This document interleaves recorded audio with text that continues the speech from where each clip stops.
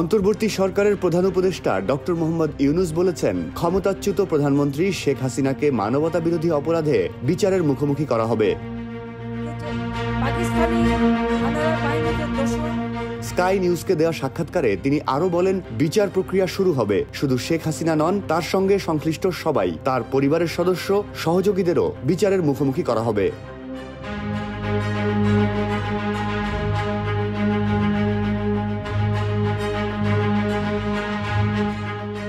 প্রতিবেদনে বলা হয়, হাসিনার বিরুদ্ধে তার ক্ষমতায় থাকাকালীন জোরপূর্বক গুম পরিচালনার অভিযোগ রয়েছে। পাশাপাশি গত বছরের জুলাই-আগস্টে আন্দোলনকারীদের গণহত্যার অভিযোগও আছে।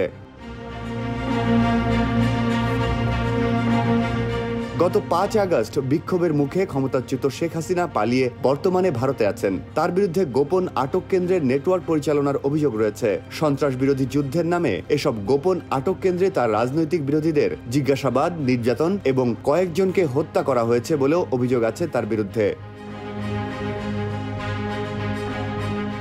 বাংলাদেশের ট্রাইব্যুনাল শেখ হাসিনার বিরুদ্ধে ২টি গ্রেপ্তারি পরোয়ানা জারি করেছে। ডক্টর ইউনূস বলেন, শেখ হাসিনাকে ফেরত দিতে বাংলাদেশ আনুষ্ঠানিক চিঠি পাঠিয়েছে। তবে নয়াদিল্লির কাছ থেকে এ বিষয়ে এখনো কোনো আনুষ্ঠানিক জবাব আসেনি।